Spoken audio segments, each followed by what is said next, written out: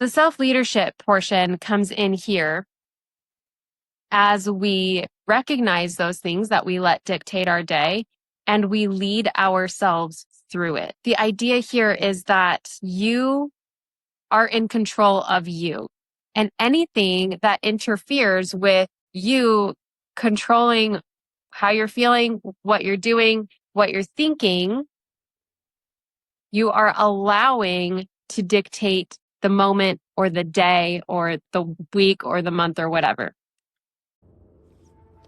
Welcome to Breakthrough Mode, the podcast where we intentionally get into the driver's seat of our lives, shift out of monotony and mediocrity, and step on the gas towards becoming the person we were always meant to become. Hello and welcome to Wednesday in the Wild on the Breakthrough Mode podcast.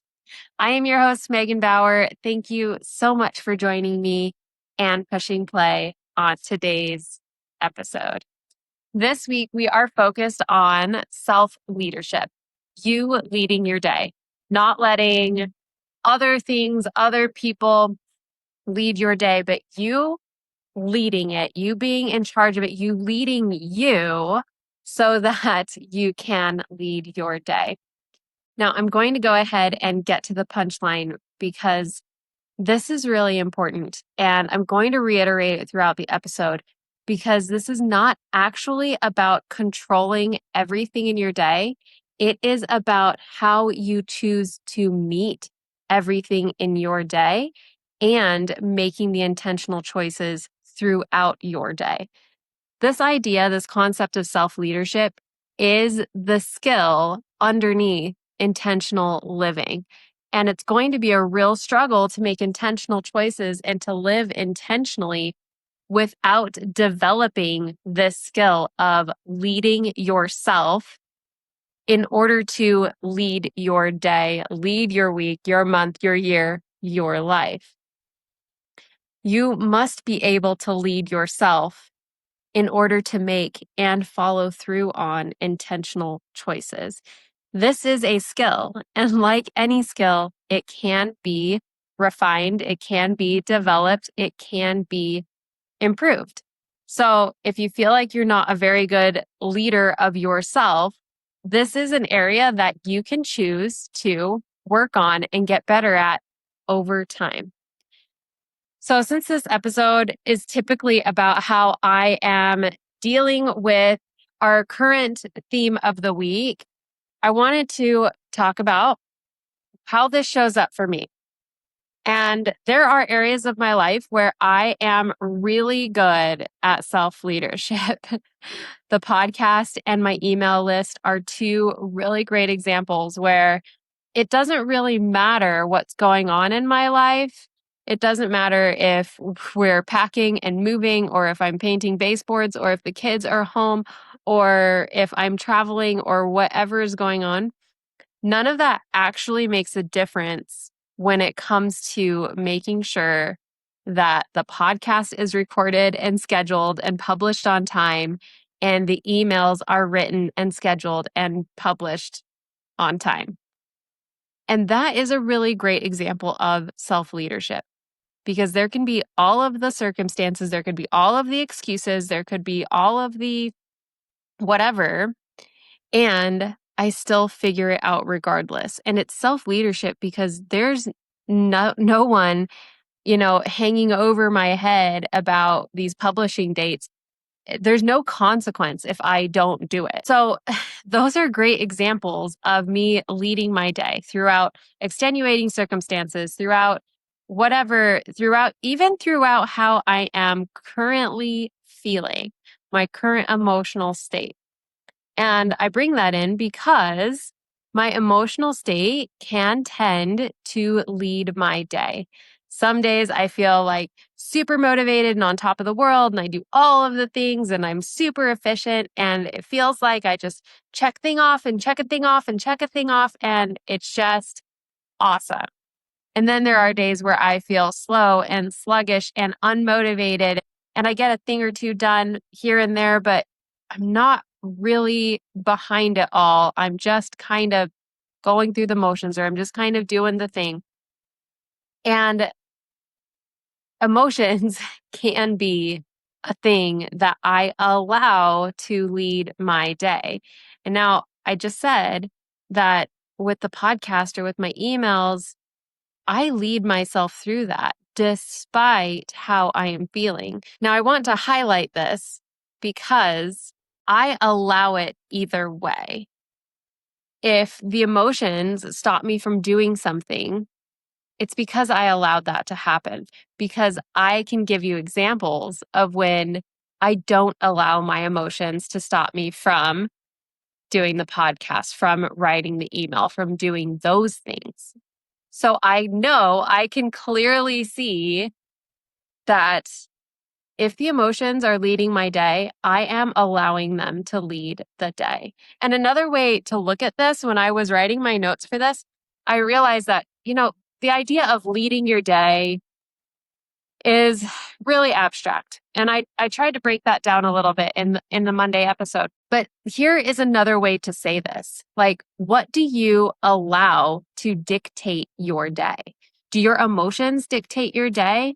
Does your inbox dictate your day? Does your calendar dictate your day? Do other people dictate your day? The question here is, who is in charge of your day? When you are in charge of your day, when you are leading your day, when you are dictating your day, you are making intentional choices. Now, at the very beginning of this episode, I said that it's not about controlling everything in your day necessarily. It is definitely about how you meet your day. So even if your calendar feels like it's dictating your day and you aren't necessarily putting all of the things on your calendar because you've got, coworkers or bosses putting things on your calendar or clients putting things on your calendar or whatever, and you just got to show up and do the thing, you always get to control how you meet those. You get to control how prepared or unprepared you are for those meetings. You get to control your attitude and your intentions behind those meetings. You get to control you despite what other people are putting on your calendar. We've all had days that, despite our best intentions, don't go as planned. There's like all of these things that take longer than expected, and, emergencies that pop up, or whatever, this, that, and the other, dead car batteries, and, kids sick from school, and all of this. But it is how you lead yourself through it. It is stopping to reprioritize. It is stopping to make sure that the most important things get done. And not just the most important work things, but the most important self-care things, the most important becoming things as you go through your day. Okay, so the other thing, I wanted to mention this too. The other thing that tends to dictate my day is my energy levels. Fatigue is a real problem for me as far as dictating my day, which is kind of interesting because I believe so much in getting up early and having an intentional start to your day, an intentional morning to really set you up for your day.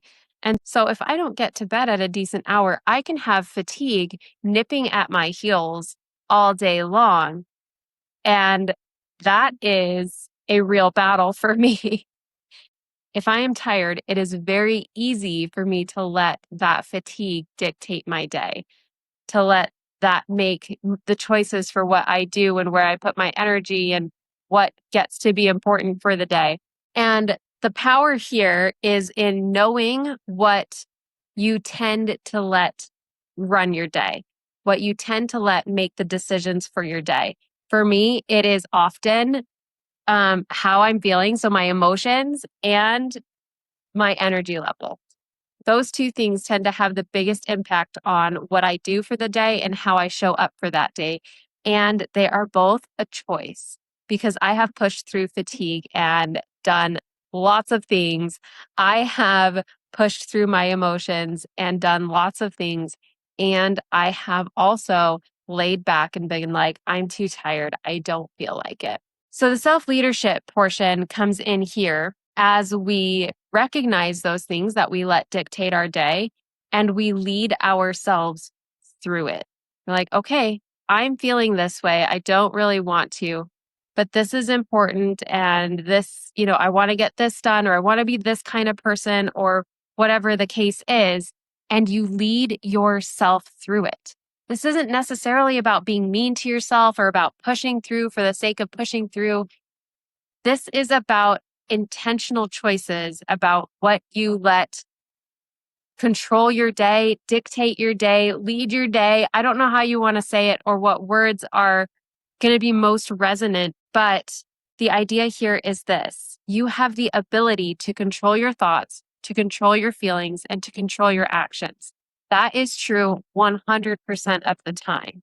And anything that interferes with you controlling how you're feeling, what you're doing, what you're thinking, you are allowing to dictate the moment or the day or the week or the month or whatever. Now, this is so much easier said than done. This is a practice. This is a skill. This is something that we get to continually strive for as we make intentional choices, as we follow through intentionally, as we set ourselves up for it. This is really the opposite of reactionary living, where when you wake up, your emotional state or your calendar or your inbox or whatever tells you what the day is going to be like. Like, I'm going to have a rough day because I've got 5 client calls and it's this client today. And, I've got to run these errands and now I've got a kid home sick and it's going to be a terrible day. That is a reaction based on a myriad of circumstances not in your control. And you can intentionally choose how you will meet that day. You can intentionally choose maybe not all of the circumstances, but how you lead yourself through it. On Friday, I'm going to give you a more concrete contrast for this idea. But for now, I want you to ask yourself, what do you tend to allow to dictate your day? Whether it's going to be a good day or a bad day or a productive day or a lazy day, what are you taking your cues from? And it could be other people. It could be your calendar. It could be your inbox. It could be your emotions or your energy levels. It could be a combination of things. But knowing what you tend to take your cues from, as far as what you will do that day, how you will feel that day, what you will think about that day, is an important piece of awareness so that you can overcome it, so that you can lead yourself through it. It's not necessarily about the circumstances, it's how you meet it. And over, as I've been talking throughout this episode, I keep seeing in my head like a general in a battlefield leading an army. That general may not have chosen the battlefield. The general may not even have chosen the battle, but it is his job to lead the army through their fatigue, through their emotions, through the physical environment, through the situation. It is his job to lead them through it, to give them every advantage of victory, to support them, to guide them, to be in charge, even when the conditions are unfavorable, even when he didn't choose the conditions. It's a great metaphor. Like, you might not choose the environment that you're fighting in today or that you're working through today or whatever, but it's your job to lead yourself through it. That's what I have for you today. Thank you so much for joining me. I totally love you. Bye for now.